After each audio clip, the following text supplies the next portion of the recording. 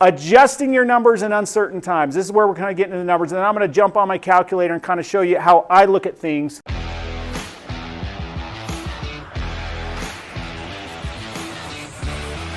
But did anyone see this wholesale deal? I'm sure someone here did. It was in just like a couple weeks ago on holiday. It's a 55 plus community. It's that little house there. It's like 1,400 square feet. Anyway, I bought this last week, and so I thought this is a pretty good example. It's today's numbers, how I looked at it. And not that this is what we're going to talk about, because we could do a whole hour on how to, comp properties and get your ARV. But this is going to kind of lead you to where I kind of came up with my assumptions. This comp right here, first of all, I always go to the map view to do my comps because I like seeing where the major roads are and maybe carving those out so I pick the right properties. Like this one's not so big of a deal, but Highland Drive right there, if you guys know Holiday, the odds are properties are probably worth a little bit more on this side versus this side. So I want to be conscious of what comps I'm looking at and not rely too much on stuff over here. Luckily, there was enough comps here, and these were all the same. But this one just posted as closed. I can't see what the close date was, but basically, you'll see on my next slide, I came up with an ARV of 550. These are my assumptions going into it, okay? My purchase price ended up being $359. My rehab budget, I have at $50. Nothing exterior, it's just interior, 2 kitchens, a new bath, and then all cosmetic. And then I'm thinking if the market holds, like I think it might be for at least the next 3 or 4 months, if that other comp got 550, I don't know why I can't get 550. So, but that's maybe a little, not a very conservative estimation, right? But let me show you why, and then I'm going to jump into my calculator. I thought that because my best case is what's presented here. I'll sell it for 550. Rehab of 50. I figure I have a pretty realistic shot of making $97,000 on this flip. Realistic case, let's say it only sells for 525. Let's say I spend more and I do 60. I could still make 63. I can live with that, right? Let's say worst case, the real worst case is the market completely tanks and we lose our shorts. But at what point would I do this for free? Let's say the ARV drops to 490. That would be what, a 10% drop from today's prices. Let's say I end up spending 20 grand more than I think. Even then, I'd make 20. So really, for me to break even on this thing probably needs to sell for 470, and I need to go 20,000 over budget. So for me, in adjusting numbers in uncertain times, I'm okay with that. I don't think it'll happen, because I think I'll move pretty quick on this property. I'll have it up for sale in about 2 months. But that's how I look at it, where am I okay with what I think could be the worst case scenario, that I break even or make 20 when I have possibly a pretty realistic chance to make 70 or 90,000? I'm doing it. Did you think that a year ago right now? What, like adjusting my numbers down? Yeah, that fast? No, probably not. Do you mind sharing for those who are newer what's happened in the last 12 months? Well, yeah, if we could all go back in time to, let's April, so things had already kind of started, almost, actually, I would say a year ago today, prices were probably at their peak. And, the first quarter of last year, it was like everyone had a fast pass in Disneyland. Yeah, rates were still low. Rates were low, already announced that they were going to start raising rates, so people were trying to buy real quick. Yeah, I think you're right. But it was like, my analogy was like Disneyland's packed, but we all had these fast passes. Like you had a golf cart straight to the front of the line. The ride didn't even go. You just all of a sudden got at the top and then went down and up and down, up and down, up and down, right? And now it's like it's 110 degrees. The lines are 4 hours long. You have 3 kids. One of them's vomiting on you. But you still got to go to Disneyland, right?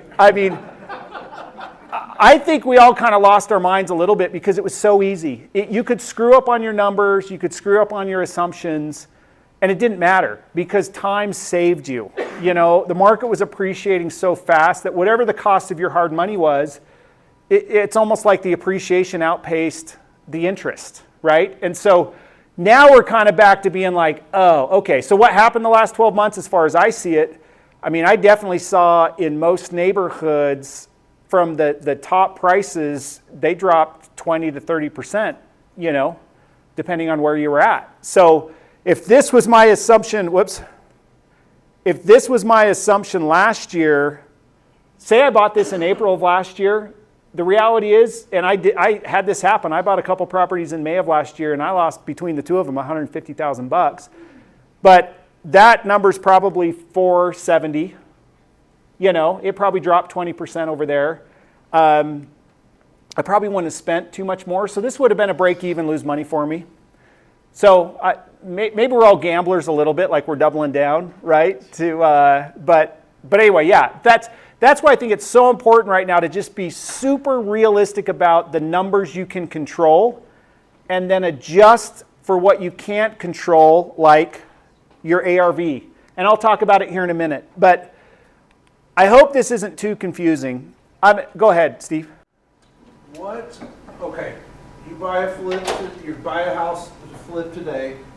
You've got 2 months you're going to work on it for. You're listing it 2 months from now. You've used past comps for your ARV. What adjustment to that number does your gut say today on that amount? Do you just say it's holding flat, or are you going to deduct 2% a month for how much you hold it? What adjustment to that ARV are you making today? That is a great question. And who's seen in the last couple? Gut question. Yeah, and who's seen in the last? I think it changes like month to month, because who's seen in the last couple months? I mean, inventory's as low as it's been since, you know, probably May or June of last year. I'd mostly track Salt Lake County. I'm going to answer your question, but I saw like active listings peak at like probably 2,900 units. That's everything, like townhomes, mobile, whatever. And I think as of yesterday, we were just barely over 1,300 active listings.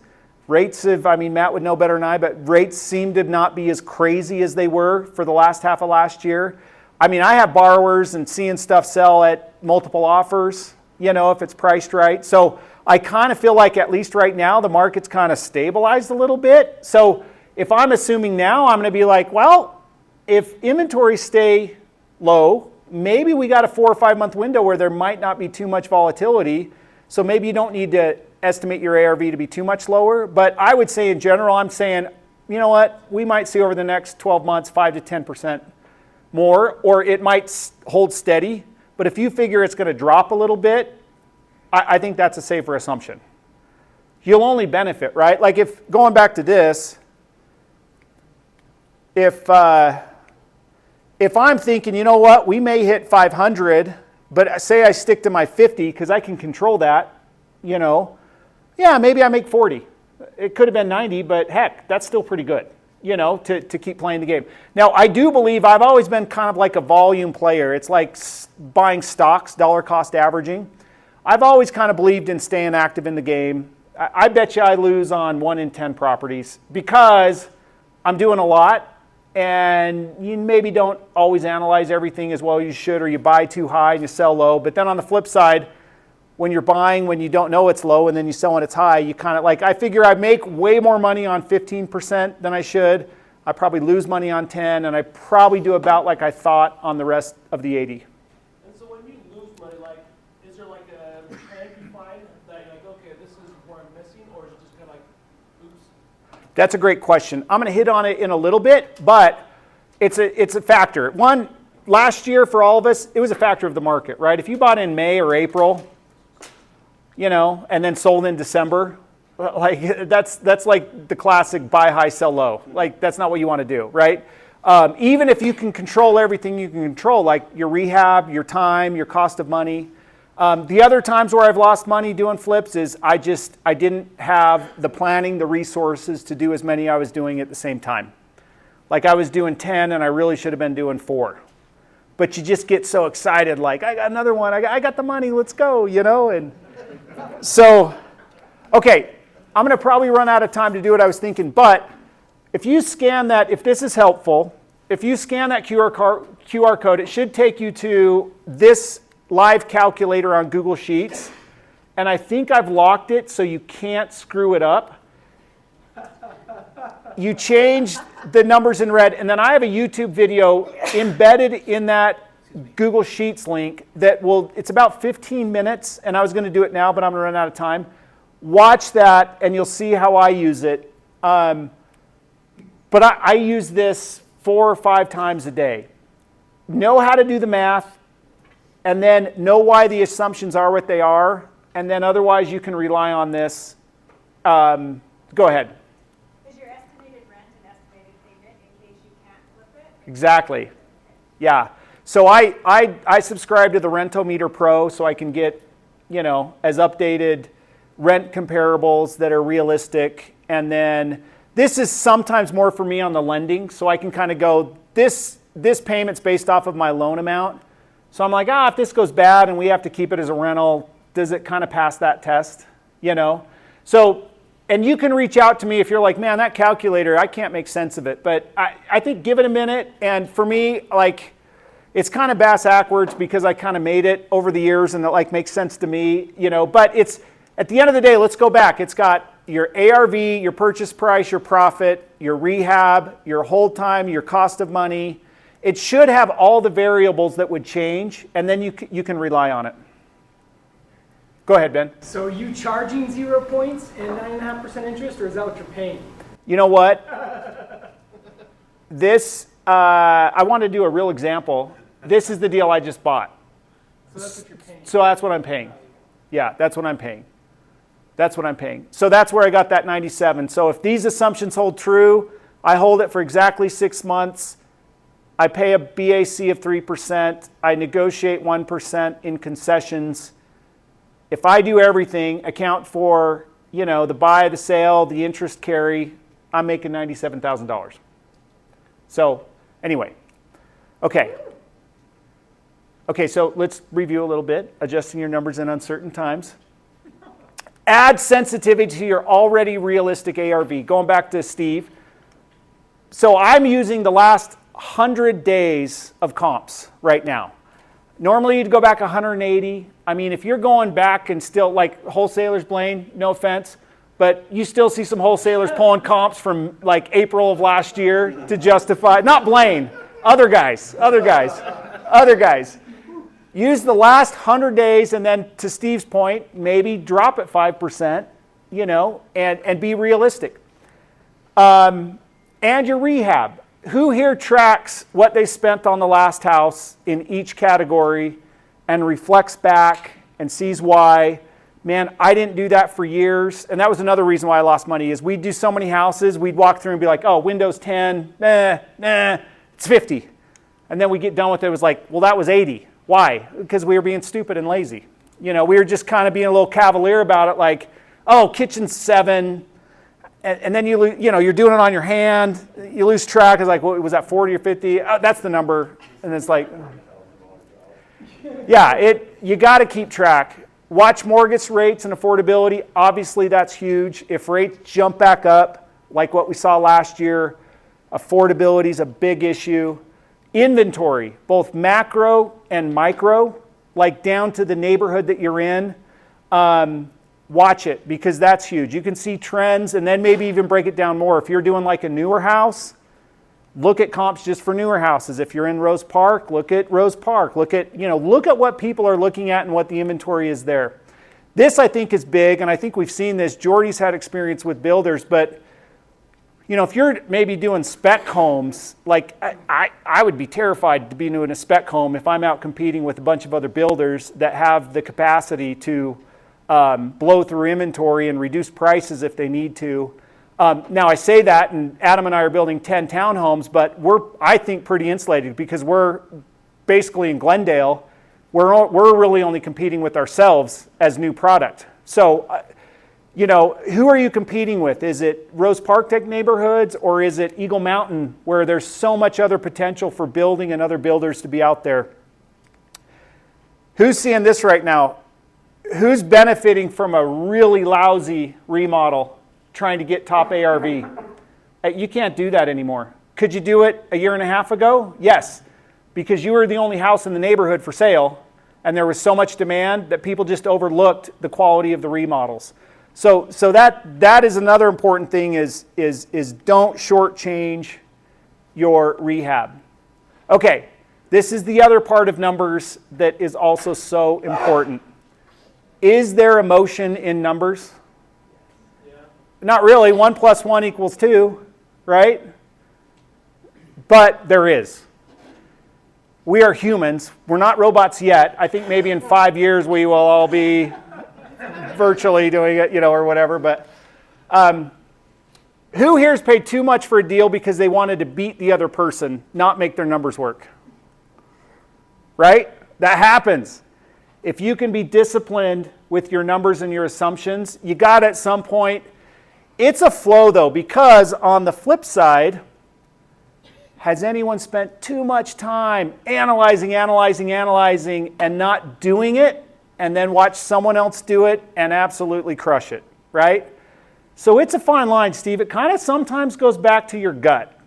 The people that I see are the most successful at this. They have a really good balance of analytics, understanding the market, but also kind of going with your gut sometimes, right? And so it's admittedly a hard dance, but you got to keep that in mind with your numbers. I mean, I can't tell you how many times you really want something, and it's like you start creating assumptions. We're like, well, yeah, but I mean, the 7-Eleven's close. Like, I bet we get an extra $5,000 just because, like, on Tuesdays you can see the peak of the mountain, you know, and yeah, but I bet we could talk, you know, Jim into doing the cabinets for less because, you know, he really likes this. So there's probably an extra $1,000 there. And all of a sudden you've adjusted your rehab down and your ARV up for these reasons that are nothing more than your emotional brain trying to like reason with your logical brain.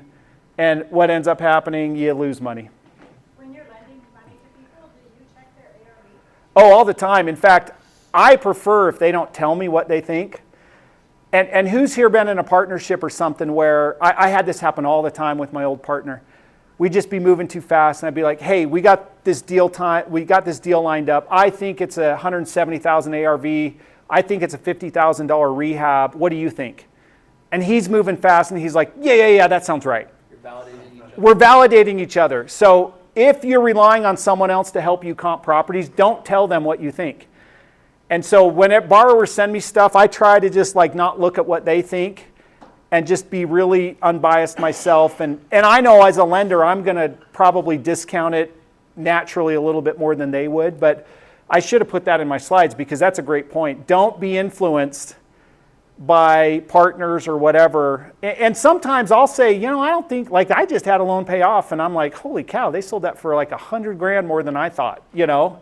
And so I love it when I'm wrong, but I also love it when I'm right because I kind of guessed right? But yeah, so it's hard not to be influenced. There's that, it kind of goes back to emotion. You want to validate what someone else that you respect thinks, but who's here taking, like, okay, I'll comp it, but they're comping it and they're thinking, crap, I got to get out the door, go to the like, you kind of do like a halfway job because you're not really taking the time to do it. That happens too. So recognize that. Bonus tips. People ask me all the time, well, how much should I make on this? I mean, make as much as you want, you know, but what I see is it's very subjective. And sometimes you get really pissed because you're like, why would someone pay that much for the property? And it's like, well, maybe they don't have hard money. Maybe they do all the work themselves. So they could get the same margin you want, but they could pay $20,000 more, right? Or, so there are reasons why you get outbid, and it doesn't mean that you're doing anything wrong. It just might mean that someone else is evaluating it differently than you. What I generally see is if you look and say, okay, it's a $200,000 purchase, seems like most deals I see, they're shooting to make $20,000 to $40,000. It all is in relation to like how much rehab it needs and how good of a deal they got. But probably 10 to 20%, I don't know, who would agree? Is that kind of like what you see? Now, there's other rules that I go over in my calculator. I wish I would have spent more time on this, but this is the other tip. The larger the rehab, the more you need, right? So some people would always say like, I'm good making 30 grand on a house. Well, yeah, that's great if it's a $20,000 remodel and a $200,000 purchase, but if you're buying a $900,000 house with a $300,000 remodel, you better be hoping to make at least $150,000 to $200,000, because if you're shooting to just make a small margin on a big rehab, you're going to lose money unless the market keeps going up like it's been doing. Again, going back, the 70 and 80% rule, I'm not going to have time to go over that, but really quick, the 70% is if you know your ARV really good, in general, a deal makes sense at 70% of that value.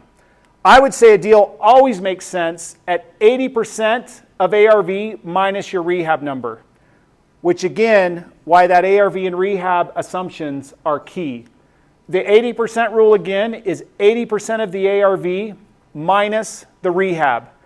If you were confident in those numbers and you knew you had the crew, I would buy any house sight unseen if I felt confident that I knew the rehab number and I knew the ARV using that 80% rule.